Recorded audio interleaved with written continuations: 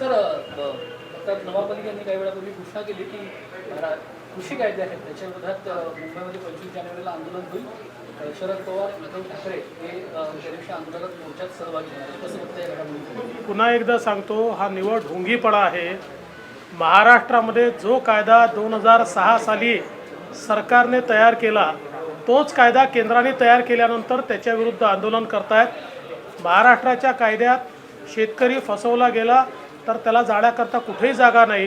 केंद्राच्या कायद्यामध्ये त्याला जाण्याकरता एक फोरम देखील देण्यात आलेला आहे. असं असताना देखील केवळ बैती गंगा में हात धुण्याचं हे काम आहे. कुठेही महाराष्ट्रात या 3 कृषी कायद्यांच्या संदर्भात एकही आंदोलन झालेलं नाही.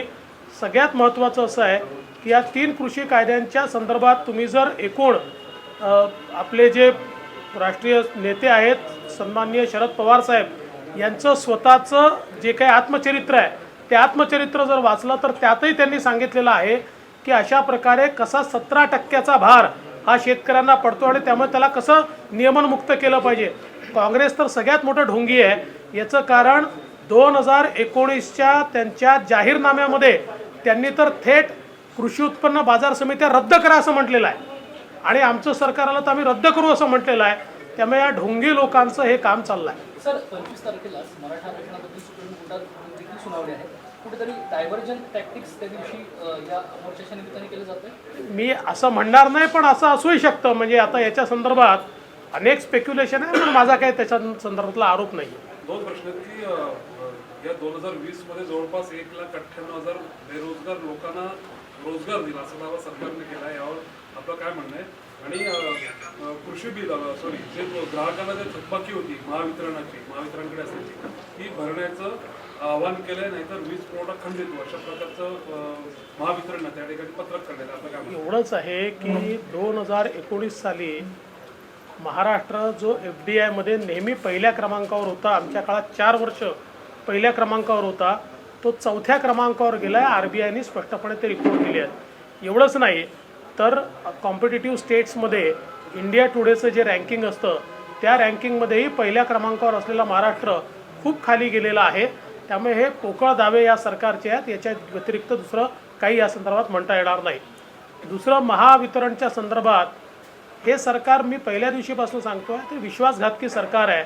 वारंवार हेच घोषणा करतात आम्ही सूट देणार आणि आपण बघितलं की आता ग्रामपंचायतीच्या निवडणुका झाल्याबरोबर आणि त्याच्यामध्ये हार मिळाल्यानंतर इतक्या मोठ्या प्रमाणात आता यांनी वसुली या ठिकाणी सुरू केलेली आहे आणि कनेक्शन कापण्याच्या गोष्टी या ठिकाणी चाललेल्या आहेत. म्हणजे एकीकडे मुंबई पुण्यामध्ये किंवा मोठ्या महानगरांमध्ये बिल्डरांना कोट्यवधी रुपयाची सूट देण्याकरता या सरकारजवळ पैसे आहेत. हजारो कोटी रुपयाची सूट बिल्डरांना दिली आहे.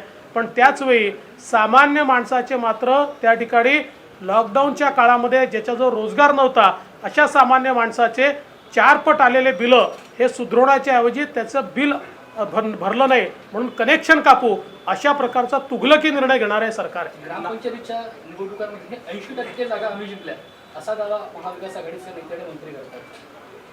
हे सगळ्यांना माहिती आहे कोण जिंकलेलं आहे. जरी त्यात चिन्ह नसलं तरी पक्षांचे पॅनल्स असतात आणि आमच्याकडे प्रत्येक तालुक्यातल्या कुठल्या गावात कुठलं पॅनल अशी सगळी माहिती आहे. आम्ही ती संकलित केलेली आहे. पहिल्या क्रमांकाचा पक्ष भाजपच आहे आणि या 3ही पक्षांना मोठी हार त्याच्यामध्ये मिळालेली आहे.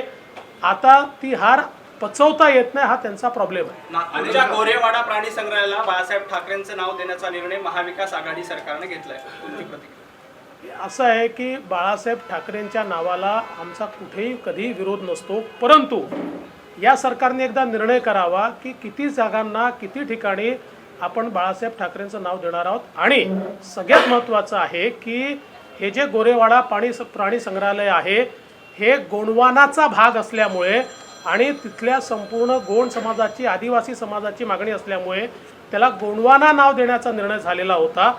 मला असं वाटतं की बाळासाहेब ठाकरेंच्या नावाला कुठेही अशा ठिकाणी की जिथे विवाद तयार होईल अशा ठिकाणी वापरणं योग्य नाही आहे. जे निर्विवाद आहे अशा ठिकाणीच त्यांचं नाव दिलं पाहिजे. मला असं वाटतं की जे मंत्र्यांमध्ये कॉम्पिटिशन आहे बाळासाहेब ठाकरे मोठेच होते त्याच्यामुळे प्रत्येक गोष्टीला त्यांचं नाव दिल्याने अजून ते मोठे होतील असं नाही आहे.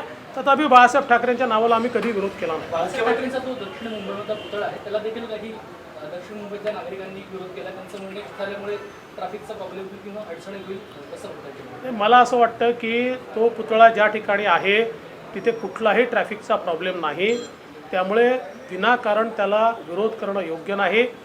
मुंबईमध्ये शिवसेना प्रमुख आणि हिंदू हृदय सम्राट बाळासाहेब ठाकरे यांचा पहिला पूर्ण आकृती पुतळा होतो आहे.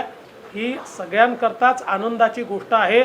त्याला विरोध करणं अतिशय चुकीचं आहे आणि ही जी कारणं सांगितली जातात ती पूर्ण चुकीची कारणं आहेत. तो पुतळा तिथेच राहायला पाहिजे. त्या पुतळ्याचं उद्घाटन त्या ठिकाणी होणार आहे आणि मला असं वाटतं की त्या पुतळ्यामुळे सगळ्यांनाच प्रेरणा मिळेल. त्याला विरोध करणं चुकीचं आहे.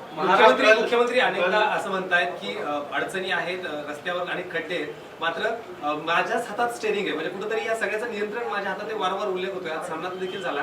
तुमचं म्हणजे त्यांचा नेमका इशारा कुणाकडे, भाजपकडे की कुठला अंतर्गत? आता स्टेरिंग माझ्याकडे आहे, स्टेरिंग माझ्याकडे, हे आम्हाला सांगून काय फायदा आहे? हे ते सांगतात काँग्रेस आणि NCPला.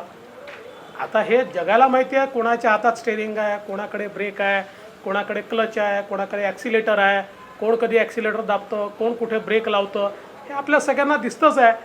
खरं म्हणजे ते असं म्हणाले कार आणि सरकार दोन्ही माझ्या हाती आहे. कार चालवणं सोपं असतं आणि मुख्यमंत्री जेव्हा कार चालवतात त्यावेळी पूर्ण ट्रॅफिक देखील थांबलेला असतो. इथे असं नाही आहे. इथे काही ट्रॅफिक थांबवता येत नाही. इथे समस्यांचा ट्रॅफिक हा सुरूच असतो आणि मग त्यांचे मित्र कसं त्यांना ब्रेक लावतात, कसं कोणी ॲक्सिलेटर लावतं, कसं कोणी वेगळंच आपल्या हाती स्टेरिंग आहे अशा घोषणा करून टाकतं, असं आपण बघितलेलं आहे. सर, कर्नाटक सीमा प्रश्न पुन्हा एकदा आलाय आणि कर्नाटकचे मुख्यमंत्री येडियुरप्पा असं म्हणाले की महाराष्ट्राला 1 इंचही जागा घेऊ देणार नाही. तिथं कर्नाटकमध्ये भाजपची सत्ता आहे. ते काही म्हणू द्या, पण ज्या गावांवर ज्या शहरांवर आमचा हक्क आहे तो हक्क आम्ही मिळवणारच. त्याकरता आम्ही शेवटपर्यंत लढत राहणार. महाराष्ट्राचा जो मराठी माणूस आहे आणि बेळगाव, कारवार, निपाणी सहित अनेक गावांमध्ये जो मराठी माणूस आहे त्याच्या न्याय लढ्याकरता आणि त्याला महाराष्ट्रात आणण्याकरता महाराष्ट्राचा लढा सुरू राहील आणि आम्ही सगळे महाराष्ट्राच्या पाठीशी आहोत. शिवसेनेकडनं टिपू सुलतानांची जयंती सुद्धा साजरी केली जाते. मागच्या वेळेला आधी याच्यापूर्वी पण अशा प्रकारचे प्रयत्न झाले, नमाज पठाण स्पर्धा झाली, याच्यावर तुमची प्रतिक्रिया? आणि शिवसेनेने मतांकरता लोटांगण घातलेलं आहे. मला खरोखर असं वाटतं की पहिल्यांदा तर शिवसेनेने हिंदुत्ववादी पार्टी आहोत असं म्हणणं सोडून दिलं पाहिजे आणि त्याच्यानंतर अशा प्रकारच्या कारवाया त्यांनी केल्या पाहिजे. कधी ते अजान पठणाची स्पर्धा घेतात, कधी जनाब बाळासाहेब ठाकरे असं लिहितात. म्हणजे मला वाटतं की कधीच हिंदू हृदय सम्राट शिवसेना प्रमुख बाळासाहेब ठाकरे यांचा उल्लेख जनाब बाळासाहेब ठाकरे करण्याची हिंमत कोणीच केली नव्हती. शिवसेनाच स्वतः त्यांना जनाब बाळासाहेब ठाकरे करते आहे. आणि आता तुमच्याकडनंच मला कळलं आहे तर नवलच आहे की टिपू सुलतान आता उद्या औरंगजेबाची करा.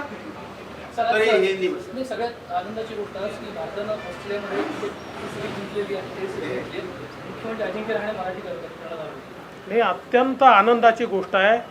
अनेक वर्षांनंतर आणि ज्या ग्राउंडवर कधीच कोणी इतके रन चेस करू शकलं नाही. तुम्ही जर इतिहास बघितला तर मागच्या काळामध्ये 240, 250 हे मॅक्सिमम चेस केले गेले. त्या ग्राउंडवर 328 रन भारताने चेस केले. अजिंक्य रहाणेसारखा एक उत्तम कर्णधार आणि त्याच्यासोबत पंत असेल, पुजारा असेल, गिल असेल, या प्रत्येकाने इतकी सुंदर खेळी केली. सगळ्यात महत्त्वाचं म्हणजे बॉडी लाईन बॉलिंग ऑस्ट्रेलियाने केल्यानंतरही त्याला प्रचंड मोठ्या प्रमाणात टोलवत म्हणजे अंगावर देखील अनेक त्या ठिकाणी मार सहन केले. पण लढवय्या शिपायांसारखे मावळ्यांसारखे आज आमची टीम त्या ठिकाणी लढली आणि अजिंक्य रहाणेसारख्या आमच्या एका अत्यंत मराठमोळ्या प्लेयरच्या कर्णधारपदी तो असताना एक नवा इतिहास भारताने घडवलेला आहे. मी भारतीय टीमचं अतिशय मनापासून अभिनंदन करतो. किसान रैली में शरद पवार और सीएम ठाकरे भी शामिल होंगे 25 तारीख को जो मुंबई में होने वाली है, उस पर क्या कहेंगे? देखिए, पूरी तरीके से मैं ऐसा मानता हूँ कि ढोंगबाजी है.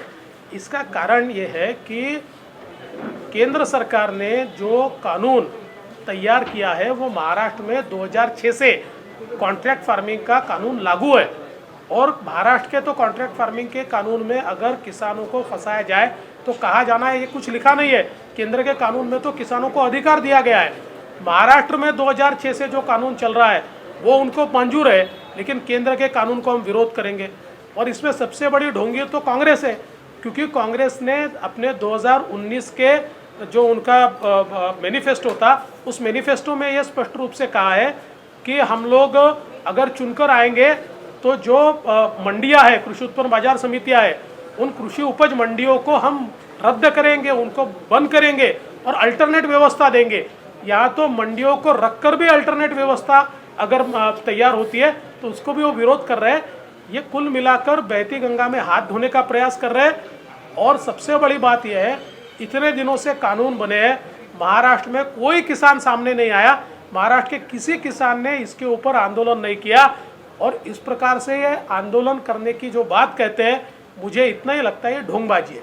क्या महाराष्ट्र के मुख्यमंत्री के रास्ते में रोड़े हैं जिसे उन्होंने कल बात कही? 2 लाख के रोजगार इन्होंने देखिए सबसे महत्व की बात यह है कि एफडीआई में हमारे 5 सालों में पहले साल को छोड़कर 4 साल महाराष्ट्र लगातार पहले नंबर पर रहा। अब आरबीआई ने आंकड़े घोषित किए हैं, महाराष्ट्र चौथे नंबर पर गया है। इंडिया टुडे वगैरह जैसे जो लोग एक स्टेट्स के कॉम्पिटिटिव इंडेक्स घोषित करते हैं, उसमें भी पहले नंबर का इंडस्ट्री के क्षेत्र में महाराष्ट्र अब काफ़ी पिछड़ा हुआ है। और इसलिए इनके खोखले दावे हैं, इन दावे में कोई मतलब नहीं है। क्या टीपू सुल्तान को लेकर इस तरह के पोस्टर सामने आए हैं? देखिए, मुझे तो आपसे ही पता चला कि टीपू सुल्तान की भी कोई कार्यक्रम शिवसेना ले रही है।